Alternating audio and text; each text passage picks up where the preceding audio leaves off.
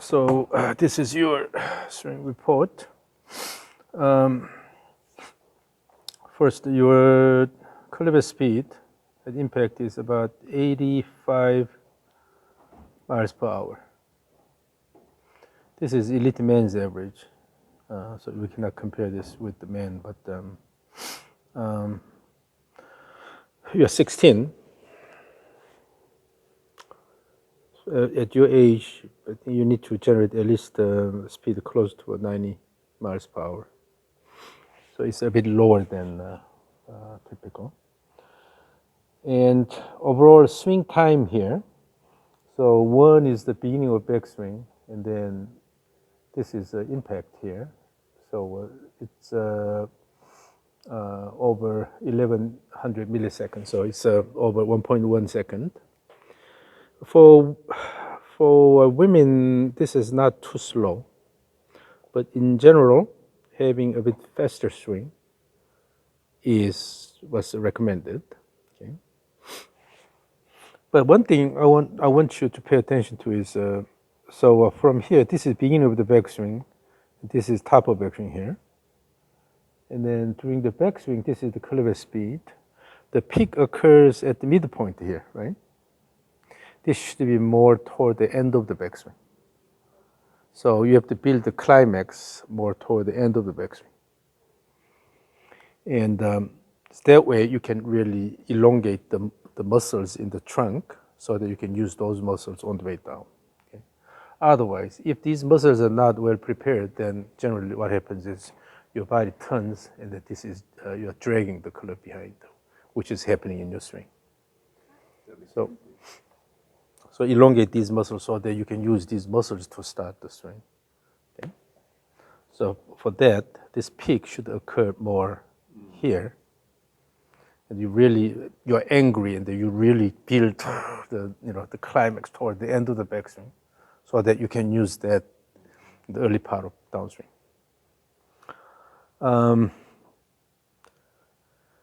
And then, let's see, go to the top view here. So this large rectangle here is the swing plane, calculated from the motion of the club head. So in general, your club head tends to move in to out. And then this smaller rectangle is the hand motion plane. The hands are also tend to move in to out. But they are fairly parallel to each other. So this is about 5 degrees, give and take. And then this is a bit too big here. So this is the impact here. Still, you will see that this blue arrow, which shows the direction of the club head motion, this is going into out here. So I noticed that your longer clubs, the iron, 6-iron, and then driver, the ball tends to go to the right. The wedge shot was okay. It was always a head, toward the target. But so when your swing plane, this is driver condition. But when the swing plane is more outward, then naturally the ball will start that way. And unless you have good draw spin, then the ball tends to go to the right. I feel right. I mean, she definitely hits it out. Yeah, right. And then you can reduce this angle maybe to 2 degrees or something. But at least your hands and club are generally moving in the same direction. So that's the positive side here. So if you throw your hands correctly in the right direction, then the club head will also move in that direction. Now this is when we align everything along the swing plane here. This straight line is your swing plane, calculated from the club head motion here. So in the backswing, the club head generally follows along the swing plane here. And then this is the top of backswing here.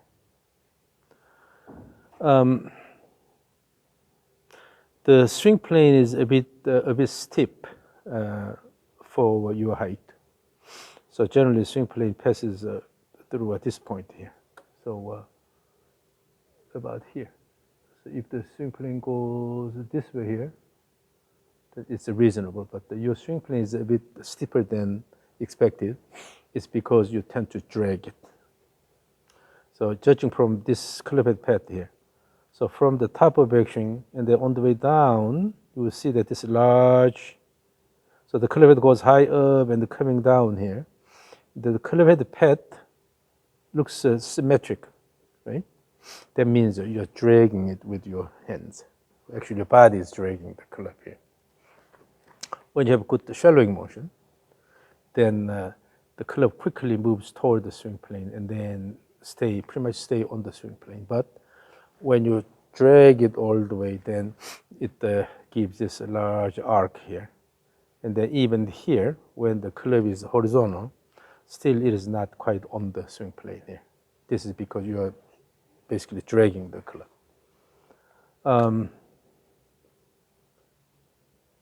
And then you need to learn how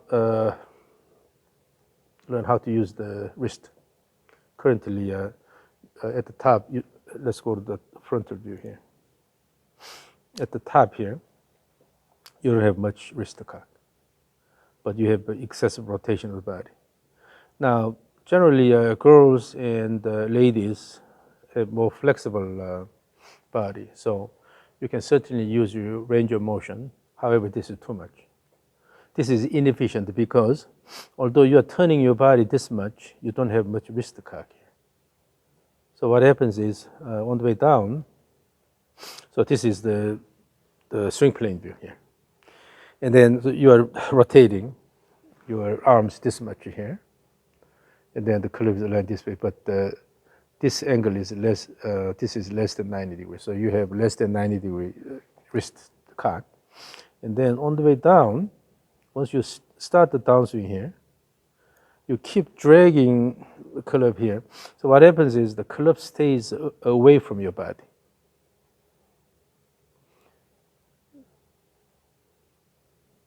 So because you don't have that much wrist cock to start with, then when your body directs the club here, the club also moves with your body. And in order to increase the club speed, you have to keep the club closer to your body. Have you taken physics? No. Next year. So there's something called the moment of inertia. Okay, it's the resistance to a rotational acceleration. When you keep the club away from your body, then the overall system MOI, moment of inertia, becomes large. Then for the same amount of torque you generate, your angular acceleration becomes small. That means you cannot turn quickly. But for the same effort, if you keep your club close to the body, then your body rotates a lot faster. And then, so you keep the club close to the body and then rotate the body, and then later you have to let the club go. But currently, because the club is staying away from your body, you keep dragging, so you have to turn your body a lot, and this is coming behind there. Instead, you have to throw in front of your body. So, and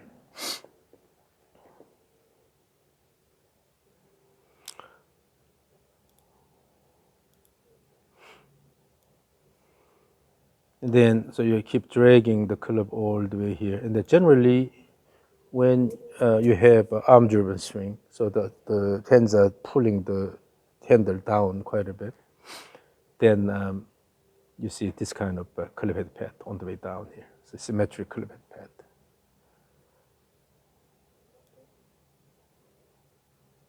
And then you also tend to jump here.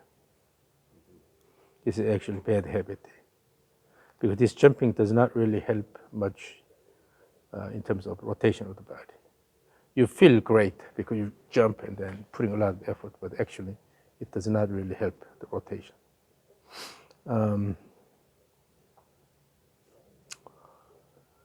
And then let's see here.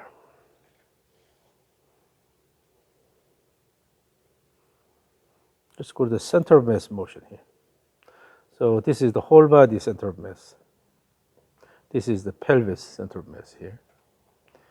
And your whole body center of mass does not have much lateral motion in the away direction. It simply goes down here. You are sitting down as the backswing progresses. That means that later you will jump. So it's that simple. If in the backswing you were you squat down here, then the downswing you tend to jump. And perhaps this could be because when you initially started playing golf, the club was a bit too heavy for you. As soon as you feel the club is heavy, then you start dragging it. Then your body wants to go ahead of the club and try to drag. And when that happens, you want to jump like this. So generally, the center of mass motion should be more like this.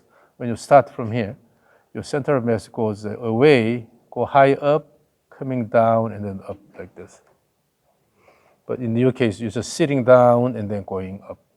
So at impact, your center of mass is a lot higher than your initial position because you're jumping.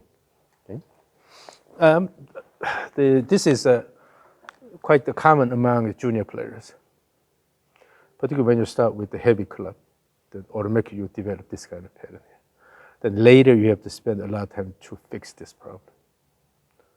But once the pattern is in place, it's hard to change. So you will have to have a tough time going from junior swing to more adult swing. Okay?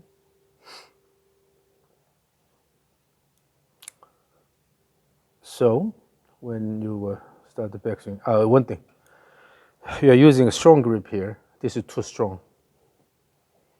So you're not particularly using this the strong grip actually, because you're just simply dragging it here.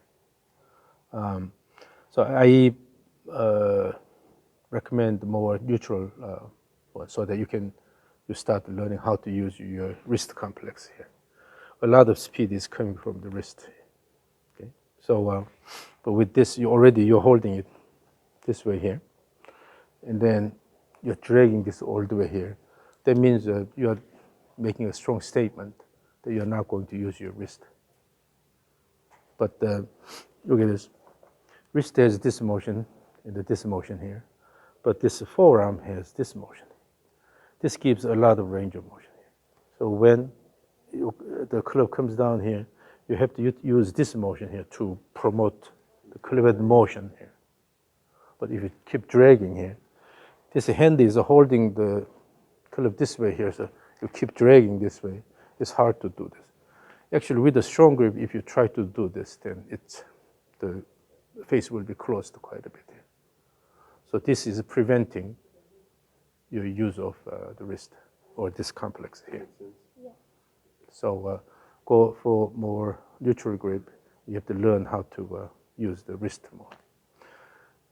Generally, girls have the muscles are not well developed at that point, right? So that's why you tend to rely on your range of motion, to try to turn as much as possible. But then it promotes a dragging pattern that you have to jump unnecessarily. So from now on, you have to start learning how to use the muscles and the range of motion in a balanced way here. Okay? So because of this, you're holding it here, so your elbow is actually bent. The left elbow is bent. So in this one, you're just holding it, but it's pretty much holding this with your right hand here. It's simply the hand is on the grip, but it's not doing much.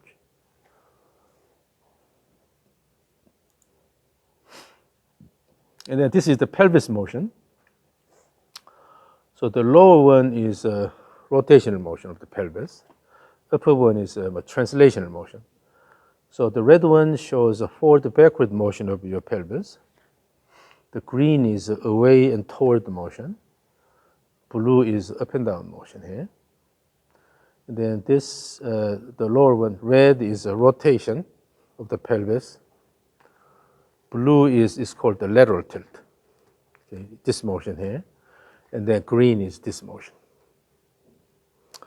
So then, generally what we see here is that if you look at the red line here for the rotation here, from here to here, you have this continuous rotation, but the slope of the curve changes about here, right? And that this is flatter than this one here.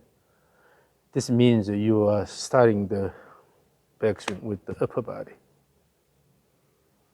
instead of using the lower body. Okay? So initially, from here to here, from here to here is mostly upper body turn here. And then try to lift your arm and coming this way here. That's why you have a change in slope. And not only in this one, but also in the blue one here, you also have change in slope. Even the lateral tilt. Initially you have a quick lateral tilt, and then it pretty much stays there. This is up and down motion of the pelvis here, but up to this point, you're just dropping your pelvis, but then it stays there, and then try to jump here. But this should be more continuous motion down here, and then going up here. So you have to have a one-piece backswing motion rather than your quick turn here, and then try to do something. Rather, you have to have one-piece motion all the way. In order to do this here, you have to start the backswing with the away shift first, and then turn in one piece all the way here. But you are turning, and then you are actually lowering your body, and then you are leaning this way in the second part here. So this is early rotation up to this point. Early rotation up to this point. But from now on, what we'll see is that you are leaning toward the target here, and then it's not rotating that much from this point on here. Then your arms go up with the club here. Okay? And then you are not rotating. You are not rotating enough in the backswing. You are not rotating the pelvis enough in the backswing. But then in the downswing, you are rotating your pelvis a lot here. So generally, you need the balanced rotation. So about 45 to 50 degrees on this side, and then 45 to 50 degrees on this side at impact. But you are not rotating that much, less than 40 degrees on this side, then you're rotating this way quite a bit. So it goes all the way to more than 80 degrees here. So you are biased to this side, left side, in terms of pelvis rotation. Again, this is because you're turning your body quite a bit and you're dragging the club behind.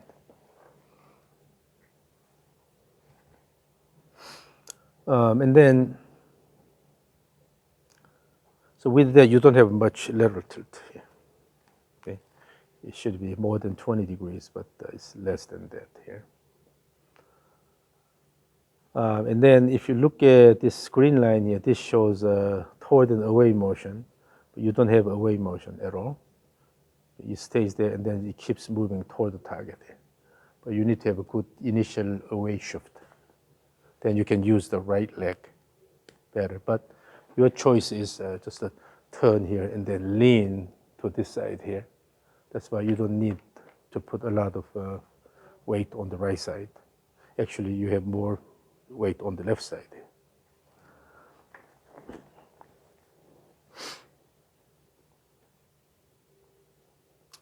So let's go to the ground reaction force here. Look at these arrows here. These are called the ground reaction force. So this is the force acting on your foot from the ground. And then this is the combined force here. And then in this graph here, the blue line is the force acting on the trail side or right side. The green is the force acting on the left side here, right? But they are crossing here. And then, so before that, you have more force coming from the trail side here. But then soon, the force crosses. Now they are equal to each other here. Then from this point on, for the rest of the backswing, this is the top of backswing. Up to this point here, you have more force on the lead side. This is a so-called second tilt swing here. But even at this point, at the top of backswing, you should have more force acting on the trail side. When you have more force on the lead side here, at this point, you cannot push the ground that way. So this is the peak force here. Peak force here. This peak is occurring a lot earlier than normal. The peak should occur about here. But your peak occurs earlier and way below this average here. This is normalized to the body weight, so you shouldn't show much difference between men and women. But in your case, it's a lot lower. So this is maybe less than, maybe around 1.4 times your body weight. This is not much.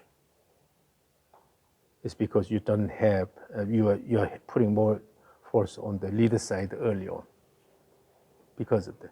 So when you have more stepping-like action, so during the action, you have more force on the trail side. And then later you try to push, then you have a lot more force here. But as you progress in the backswing here, you're already leaning this way here. It's hard to put a lot of force.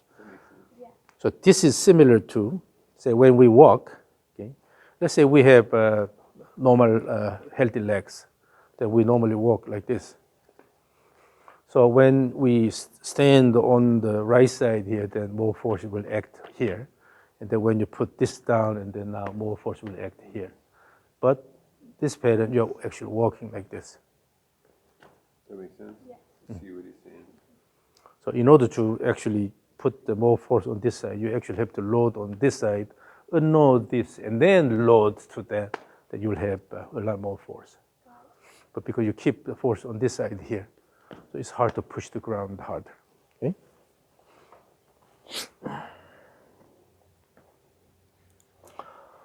So all these things are affecting how you move your pelvis. And around here, this is when the lead arm is paired to the ground in the frontal view. But you see, this is way behind your body. So then, if the club is coming behind your body, all you can do is jump and then try to bring this. But if you try to throw the arms and club in front of your body, that this will go a lot faster here. But this actually slows down the club quite a bit.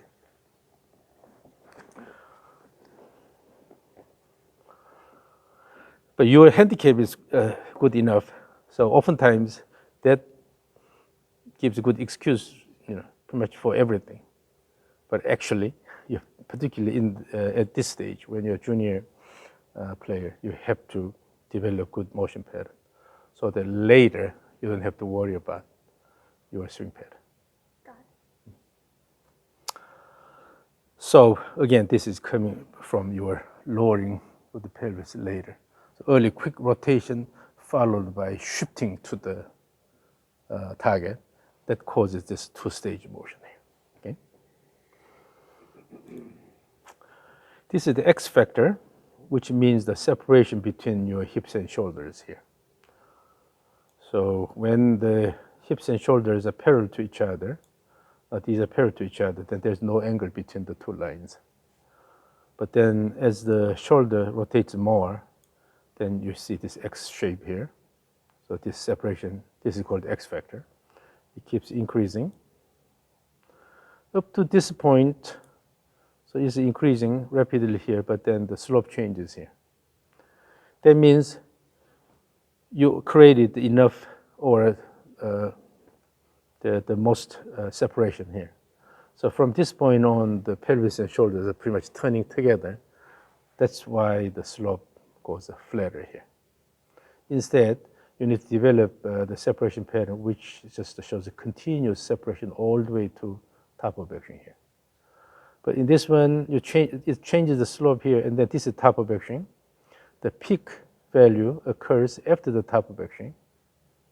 It's because your pelvis is turning. This is behind you. Your pelvis is turning quickly here. With this, you are increasing the X factor. But actually, the X factor should be generated during the backswing. The peak has to occur at the top of backswing here. Okay? So timing is delayed here. This is called the kinematic sequence. Kinematic sequence here, which is based on the rotational velocity of the body. The red line is pelvis, or the hip line. Green is the chest, thorax. Blue is the shoulders, shoulder line. And then gray is the upper level, which is arms, basically, arms. And then the club here. Now, we have three sequences in golf swing. backswing sequence, transition sequence, and then downswing sequence here. The backswing sequence is coming from the peak, the timings of the peaks here. So the pelvis reaches peak somewhere here. And then thorax here, shoulders here, and then the arms about here, and then the club here. These are happening too early. Remember, I said your peak club speed during the backswing happens at the midpoint here, right? Because these bodies are reaching peak rotational velocity too early. So when you develop the climax toward the end of the backswing, and then so you really develop good action toward the end, then these peaks will be delayed. So particularly for the pelvis, thorax and shoulders, the peaks will occur in the middle of the backswing, and then the arms later that, and then the club later than that. But currently, these body parts are reaching peak angular velocity too early because you have a quick initial rotation here, and then lowering this, and then you're bringing the arms and club up here. Instead, have a one-piece rotation all the way here, throw all the way. Okay. But the main problem is the transition sequence here. So this shows how you transition your body. Your pelvis goes first here, but the rest are all at the same time. It's because so normally what happens is that while the upper body is still turning this way here, your pelvis starts rotating, then the thorax follows shoulder here. So almost like this type of motion here. But what happens in your case is go up here, pretty much stop here, and then the pelvis turns, the rest turn at the same time. So these are all clustered. This means the connection from backswing to downswing is not good. You need to have a faster backswing, particularly toward the end of the backswing. With that, you will be able to create this coiling of the body. The bodies will develop a coiling. Then sequentially turn to a downswing, that these will be separated. Pelvis first, then thorax, shoulders, arms, and the club sequentially. But these are all clustered here. Yeah. So that means that from your backswing to downswing, the connection is not ideal. Okay? And it's because your goal is to turn as much as possible. Instead, it's this motion here. You have to actively slow down this motion and then bring it to the down here, rather than go all the way and then try to go at the same time. You have the sort of ballistic rhythmic motion here. And then let it go, rather than go all the way here and everything comes together. And in the downswing,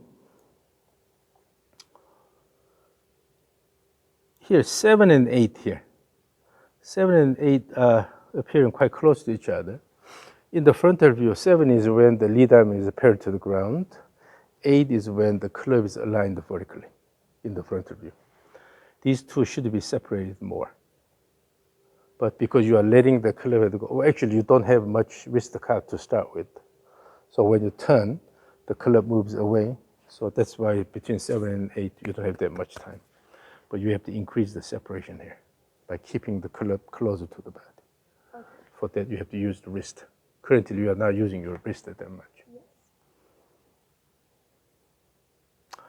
And then,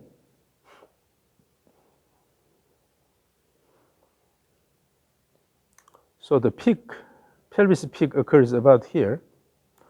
The thorax peak occurs here, and then this is the arms here. So these are slightly delayed. You need to reach the peak angular velocities about here a bit earlier here. Okay, these are slightly delayed, but they generally happen at the same time. So you don't have to separate this. Now, the pink line here, this shows the wrist motion. When the wrist angular velocity is negative here, below the horizontal axis, that means it's a cocking. When it becomes positive, it means uncocking. Then your initial uncocking starts here. This pink line crosses the X is right after the 5 here, which is endopelvic rotation. But that means with this you have a early onset of uncocking, followed by recocking here. Then on the way down, you have a little bit of more cocking, and then uncocking again. So this is called the early initiation of uncocking, followed by recocking here. It's because you don't have much wrist cock at the top here. And then it's better to rotate the arms less. So instead of crossing the vertical line here, the arms about here, but keep a good wrist cock here. On the way down, maintain the wrist cock and then let it go. You have to throw the hands and the club in front of your body rather than dragging it. Okay? And then this is elite man's average wrist angular velocity here, but your peak wrist angular velocity is about half of it. It's about half of it. If you increase this, then this goes up. Because wrist complex is the most important contributor to the caliber speed. Unless you use your wrist, you'll not be able to generate enough speed. Got it. So when you feel like you're putting a lot of effort by jumping and everything, but actually it's not well translated to the caliber speed, although you're putting all the effort. Okay? So that's what I see here. Then let's go to again the way you interact with the ground here. So initially, this is the force here. Okay? So again, the blue is the force acting on the right side. Green is the force acting on the left side here. You're starting with equal amount of force. That means your initiation of backswing is not that active. In order to have a dynamical motion here, you must have more force acting on the lead side at the beginning of the backswing. So this force will push the ground, and with that you are starting the shift motion here. Push and shift, then rotate here, and then push the ground. But initially you have a really stable setup position. You have equal amount of force acting. And then up until this point, it's not changing here. Then you have more force acting on the trail side, but this should show more difference. You have to have a good loading on the trail side here. But because you want to shift your body toward the target, you don't load enough to your right side here. So this difference is not much. And then quickly the difference decreases, and then eventually they cross and you have more force on the lead side from this point on here. Okay. But even at this point, this force should act close to the trail side, and then it actually should show good inclination here. So the force has to act this way here, from here, this way here, Okay. rather than acting here, close to the leader foot and going upward here. And this is because of your early shift toward the target. And from this position, your initial action when you go to downswing here is this motion here. So from here, come this way. Instead, in your image, what you need to keep is, particularly in the long club condition, you're mainly rotating about the spine axis here. So it is rotation around the spine axis. It's not this motion. Yeah. It's more this motion. Turning about the spine axis. So then when you have a good wrist cock here, from here, turn and then let it go and throw the turn around rather than jump by dropping this side here. So you go all the way up, leaning this way, and then your downswing action is more or less going this way here. Instead, stay on the right side, more force on this side here, and then try to generate turn around here, and then let it go. Okay. Then you can use the ground reaction force better for generating the rotational motion instead of jumping. Yeah. So still at the top of action here, you need to have a lot more force act on the trail side here. Developing this pattern is not that difficult. Golf swing is very similar to sort of stepping, stepping both ways. The lower one here is called the moment arm, which is basically, so this red dot is the center of mass of the whole body. This is the combined gravitation force. That's this separation here is called the moment arm. Imagine, have you ever used a wrench to rotate something? Yes. So here's the bolt or nut that you need to rotate, and you are using a wrench and then try to turn this way here. This distance from the center to your hand, this is the moment arm or lever arm. And then when you hold it here, it's difficult. But when you hold it away from it, it's easy. Because when you have a longer moment arm times the force is the torque you generate. Torque is the cause of rotational acceleration. So when you maintain long moment arm, then you generate the large torque. With that, you can generate faster rotation. So it's important to maintain long moment arm. Okay? This is elite man's average, but this is so between men and women that there's a body size difference. So it's okay to have a bit smaller value. But so in your case, you have the longest momentum at this point here. So this separation is the longest. And then this momentum times the force is equal to your torque, the torque you generate. So you have there's a peak torque here. And after that, the torque decreases rapidly here. But you have to maintain good amount of torque until 7 here, until this point. But now the center of mass and then the force, this distance is a bit too close here. So you're already losing the torque here. But what's more problematic here is about here, the momentum goes negative here. That means the force is now acting on the left side of the center of mass. So currently it's passing through the center of mass. So the momentum is 0. Because the point is the force is pointing toward the center of mass, then eventually it will pass through this, no momentum. When the force is on this side, you have momentum on this side. If the force goes this side, you have momentum on this side.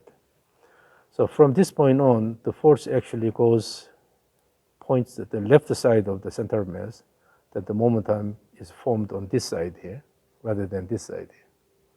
So the torque, direction of torque changes. So what happens here is that as the motion at this stage, as the rotation goes in this direction, downswing, but the torque you are developing is actually going in the opposite direction. So you're acting against your body motion instead of promoting. It's because of this jumping motion. You see your ground direction force here is equal to your body weight here, and slightly going above and below the body weight, and it goes above the body weight and it goes below the body weight quite a bit here. It's because of this push here. And you're jumping. Yes. This is coming from jumping here. So when the jumping occurs, the torque acts in the opposite direction. So it's interfering with your body rotation. Yes. Okay? So that's what I say here. So fundamentally, you need to develop a stepping-like rhythm so that in the backswing, basically, you have more force acting on the trail side, not early shifted to the lead side. So you should not lean toward the target during the backswing. And then lower wrist cock and decrease the rotation of the body, but more wrist cock here. And on the way down, you use the wrist more actively. Got it. So these are the things you need to work on. That makes sense. So then the rhythm is the first. You have to develop good stepping like a rhythm. Once the rhythm is in place, then you have to learn how to throw the hands and club in front of your body rather than dragging behind. Okay. For that, you have to use your wrist complex well. We have about 50 minutes, so let's work on those rhythm and working on the wrist motion here.